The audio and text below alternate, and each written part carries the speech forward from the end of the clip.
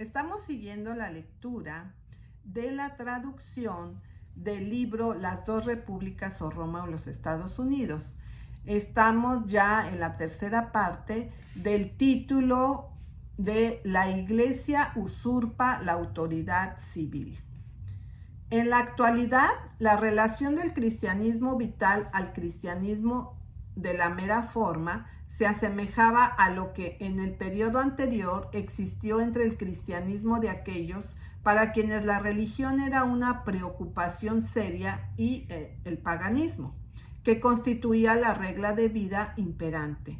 Como en épocas anteriores, la vida de los cristianos genuinos se había destacado en un fuerte contraste con la vida del mundo pagano, por lo que ahora la vida de aquellos que eran cristianos no meramente por profesión externa, pero también en el temperamento de sus corazones, presentó un fuerte contraste con la vida descuidada y abandonada de los cristianos nominales ordinarios. Por estos últimos, los otros fueron considerados de la misma manera que en épocas anteriores. Los cristianos habían sido considerados por los paganos. Ellos también fueron reprochados por estos cristianos nominales, al igual que los cristianos en general, habían sido burlados antes por los paganos con tratar de ser demasiado justos.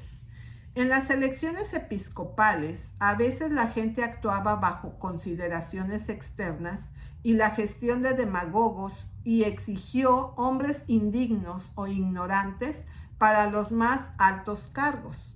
Por lo tanto, hubo frecuentes disturbios y colisiones e incluso conflictos sangrientos, como en la elección de Damaso en Roma.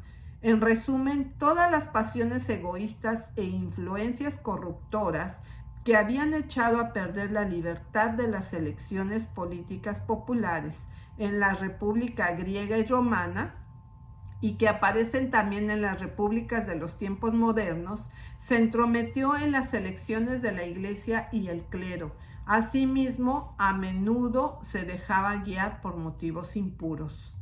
A menudo ocurría el caso de que un hombre que nunca había sido bautizado y ni siquiera era miembro de la Iglesia, era elegido obispo y apresurarse a pasar por los oficios menores a esta posición. Tal fue el caso de Ambrose, obispo de Milán, en el año 374 después de Cristo, y Nectario, obispo de Constantinopla, en el año 381, y muchos otros. En la contienda por el obispado hubo tanta intriga política, contienda, contención e incluso derramamiento de sangre como antes había habido durante el cargo de cónsul en la República en los días de Pompeyo y César. A menudo sucedía que hombres de bastante buen carácter eran obligados a hacerse a un lado y permitir que los personajes bajos fueran elegidos al cargo, por temor a causar más daño, tumulto y disturbios si no fueran elegidos que si lo fueran. Estas instancias realmente ocurrieron y están registradas por Gregory Naciancen, en el que ciertos hombres que no eran miembros de la Iglesia en absoluto fueron elegidos para el obispado en oposición a otros que tenían todas las calificaciones eclesiásticas para el cargo, porque tenían a los peores hombres de la ciudad de su lado. Y Crisóstomo dice que muchos son elegidos por su maldad para evitar el daño que de otro modo harían. Personajes como estos elegidos para el cargo por tales personajes como esos, y la oficina que representa tal autoridad como esa hizo, nada más que el mal de la peor clase podría acumularse al gobierno civil o a la sociedad en general. Más que esto, ya que los hombres así elegidos eran los dispensadores de la doctrina y los intérpretes de la escritura en todos los puntos tanto religiosos como civiles, y como debían su puesto para quienes los eligieron, fue solo la consecuencia natural que adoptaron sus interpretaciones al personaje y deseos de quienes los habían puesto en sus posiciones. Para cuando una vez un aspirante político ha hecho una oferta con la multitud por el poder y todavía depende de su placer por un apoyo eficaz, no es fácil negarse a sus deseos o se abstengan de sus demandas. Nectarius, que ya ha sido mencionado, después de haber sido tomado de la pretoria y hecho obispo por tal método de elección como el obispo de Constantinopla, antes electo, antes de ser bautizado, deseaba ordenar su médico como uno de sus propios diáconos. El físico declinó sobre la base de que no era moralmente apto para la oficina. Nectarius trató de persuadirlo diciendo: ¿no viví antes yo, que ahora soy sacerdote, mucho más inmoralmente que tú, como bien sabes, ya que fuiste a menudo cómplice de mis muchas iniquidades? El médico siguió negándose, pero por razón que fue apenas más honorable que aquello por lo que fue urgido.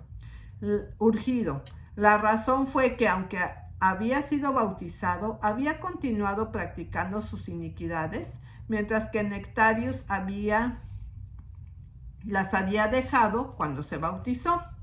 La asunción de autoridad de los obispos sobre la jurisprudencia civil no se permitió limitarse a los magistrados inferiores.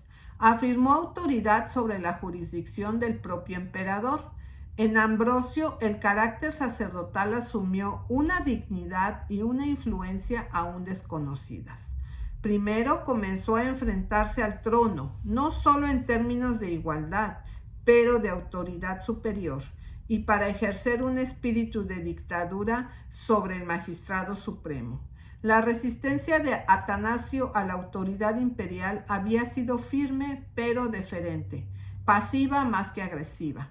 En sus discursos públicos había respetado la majestad del imperio.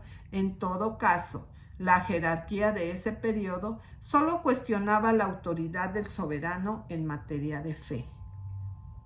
Pero en Ambrosio, el poder episcopal no reconoció límites a su dominio moral y no admitió ninguna distinción de personas. Como la Iglesia y el Estado eran idénticos y como quienquiera se negaba a someterse a los dictados del obispado, era excomulgado de la Iglesia. Esto significó que el único efecto de la desobediencia al obispo fue convertirse en un paria en la sociedad, sino en un forajido del Estado.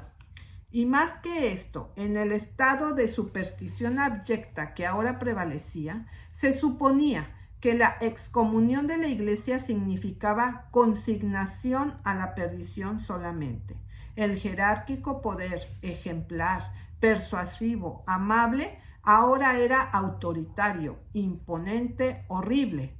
Cuando el cristianismo se convirtió en la religión más poderosa, cuando se convirtió en la religión de los muchos, del emperador, del Estado, del converso o del cristiano hereditario, no tenía un partido pagano fuerte para recibirlo de regreso a su seno cuando fuese expulsado de la Iglesia.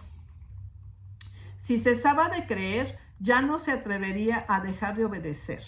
Ningún curso permaneció, sino la sumisión postrada o la resistencia de cualquier deber penitencial que se le pudiera imponer.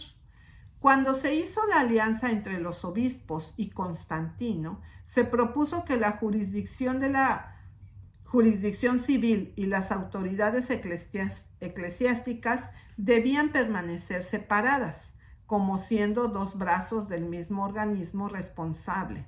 Esto se demostró en ese dicho de Constantino, en el que se representaba a sí mismo como obispo de lo externo, de la Iglesia, lo que pertenecía más definitivamente a su conexión con la sociedad civil y conducta, mientras que los obispos regulares eran obispos de lo interno o de aquellas cosas pertenecientes a los sacramentos, ordenación, etc.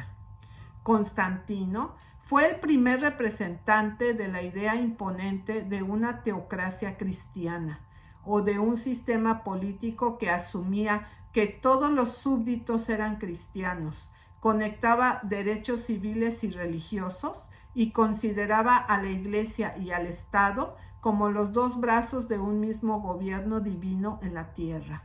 Esta idea fue desarrollada más plenamente por sus sucesores. Animó toda la Edad Media y todavía está funcionando bajo diversas formas en estos últimos tiempos.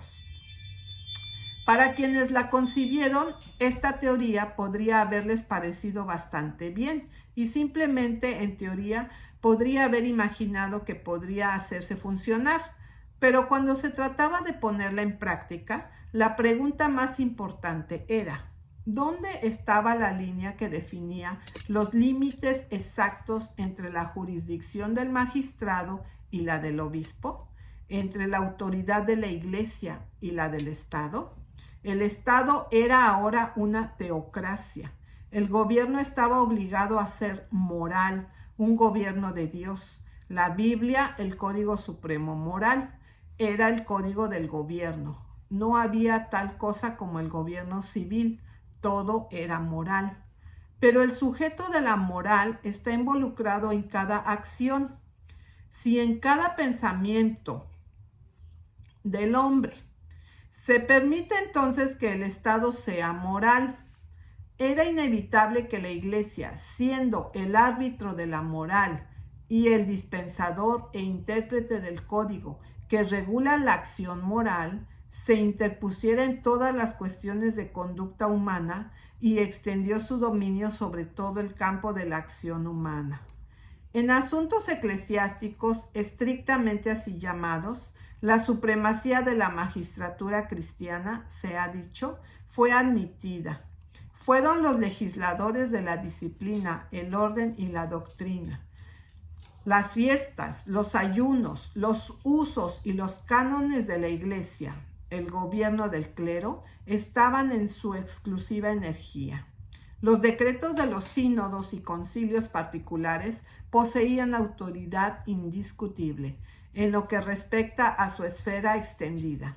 Los consejos generales se consideraron vinculantes en la Iglesia en general, pero era mucho más fácil definir lo que hacían los que pertenecían a la provincia de la Iglesia que los que no. La religión afirma su autoridad y se esfuerza por extender su influencia sobre toda la esfera de la acción moral, que de hecho abarca toda la vida humana, sus hábitos, modales y conducta. El cristianismo, como la religión moral más profunda, exigió la obediencia más completa y universal. Y como los maestros y guardianes reconocidos del cristianismo, el clero continuó dibujando dentro de su esfera cada parte de la vida humana en la que el hombre es impulsado por razones morales o motivos religiosos. La autoridad moral, por tanto, de la religión y consecuentemente del clero, podría parecer legítima para extender sobre cada transacción de la vida, desde la legislatura del soberano, que debe, en un rey cristiano, ser guiado por motivos cristianos, a los deberes domésticos del campesino, que debe cumplirse sobre el principio del amor cristiano. Pero había otra fuente prolífica de diferencias. El clero, en cierto sentido, de ser el cuerpo representante, había comenzado a considerarse la Iglesia, pero en otro sentido más legítimo, el Estado. Cuando el cristiano, compréndase como todos los cristianos del imperio, se convirtió en la Iglesia, ¿cuál era el cuerpo legislativo? ¿Toda la comunidad de cristianos? ¿O el cristiano aristócrata? ¿Quiénes eran en cierto sentido los gobernantes admitidos? Para traspasar todos los límites y derribar todas las barreras que en teoría parecía estar situado entre la civilización y los poderes eclesiásticos, era la única consecuencia que podía resultar de tal unión.